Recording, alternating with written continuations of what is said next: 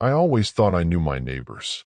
You know the type, the ones you wave to in the hallway, maybe borrow a cup of sugar from once in a while, exchange awkward nods in the elevator. Normal neighbors. Safe neighbors. Predictable neighbors. But apparently, I had been living a lie. A beautiful, innocent lie. My neighbor, the one I'd always smiled at politely, had a completely different definition of boundaries. And as I would soon learn, his definition was expansive, to put it mildly.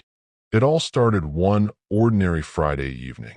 I was sprawled on my couch after a long week at work, enjoying the quiet comfort of my living room, sipping coffee and scrolling endlessly on my phone. Life was calm, peaceful, predictably boring. Then came the knock. A single, ordinary knock. Innocent enough, I thought.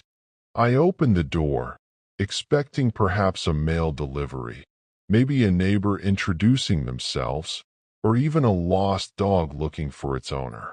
Instead, there he stood, my neighbor, grinning like he had just discovered the secret to eternal happiness, holding a grocery bag. "Hey," he said, cheerful as ever. "I thought I'd bring over some things, and maybe borrow a little food?" I froze.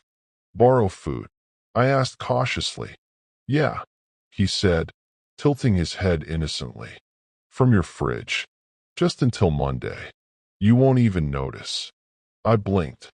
You can't just—" "Relax," he interrupted, smiling as if this were completely normal. "It's communal. Neighbors share, right?" I laughed nervously, unsure whether to call the cops or ask if he was joking. "No, it's not communal. It's my fridge." He gave me one of those smiles that makes you doubt your own sanity. I foolishly dismissed it, thinking maybe he was joking. That was my first mistake. The very next morning, I went to make breakfast, and nothing. Not completely empty, but suspiciously low on milk and eggs. And there he was, casually pouring orange juice into a glass, humming to himself. "Morning," he said, cheerful. "Just helping myself. Don't worry, I'll replace it." You can't just go into my fridge," I said, disbelief seeping into my voice. "Oh, relax. You have so much food. It's more efficient this way," he said, like he was revealing a profound secret about the universe. That was the beginning of a slow, absurd descent into chaos. Days passed. I'd come home to find him lounging in my kitchen, holding my Tupperware like it was a prestigious award. He once even hosted what he called a leftover inspection, carefully scrutinizing my sandwiches. "You know, it's inefficient to have these sandwiches on the top shelf," he explained, pointing at my lunch like a museum curator. "Here, let me reorganize for you." I tried reasoning with him. "Please, just stop. You can't keep doing this." He tilted his head, eyes wide and innocent. "Oh, I'm just helping. You don't understand how chaotic your fridge was. Look, I even labeled the condiments. Isn't that nice?" Soon, his visits became more frequent and intrusive.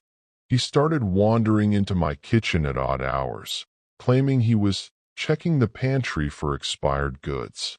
Once, at 2 a.m., I caught him with a flashlight, inspecting my bread. "You never know when mold can sneak in," he whispered, nodding as though he were a scientist on a critical mission. Friends laughed when I told them. "Just lock your door," they said. Simple. But it wasn't that simple. Locking the door prompted him to knock relentlessly, sweetly insist he was helping. And somehow, I always gave in. Every single time. To assert myself, I tried clever tactics.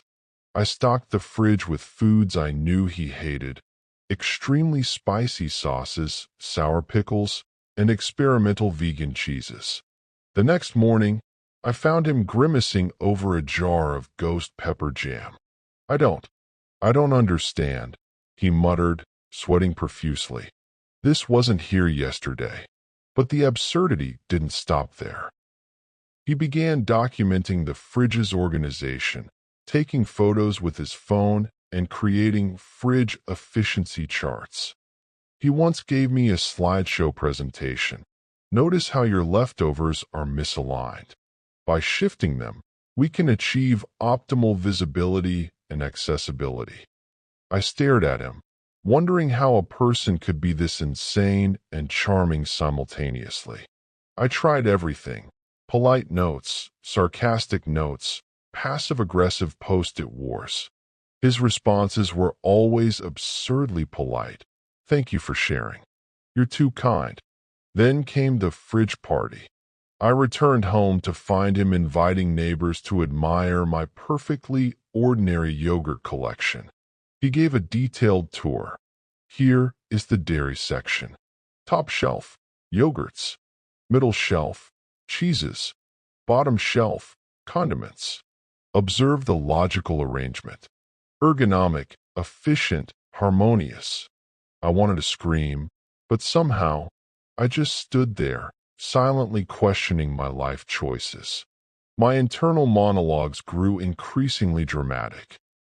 I considered elaborate strategies: booby-trapping my fridge with hot sauce, hiding decoy food, even renting a storage unit just to move my groceries. Nothing seemed enough to stop him. Eventually, I snapped. I returned home one night to find him hosting a midnight fridge tasting. He had laid out my cheeses, fruits, and leftover dinners like an elaborate buffet. I yelled, something I had never done before: "This is my fridge, not yours." He froze, blinked, then smiled innocently. "Oh, I thought we were sharing. It's more fun that way." I didn't sleep that night. I lay in bed, imagining the fridge as a stage, him as the star, and me as the unwilling audience. Weeks later, I moved out. Not because he was dangerous, but because no one should live like that. Some neighbors are too imaginative, too bold, too committed to the idea that your personal space is everyone's playground. Sometimes the only way to survive is to laugh a little and maybe invest in a mini fridge in your bedroom. Now, whenever I open a fridge anywhere else, I pause. I check. I guard my food like a hawk. Because once you've had a neighbor treat your fridge like a public library, nothing is safe again.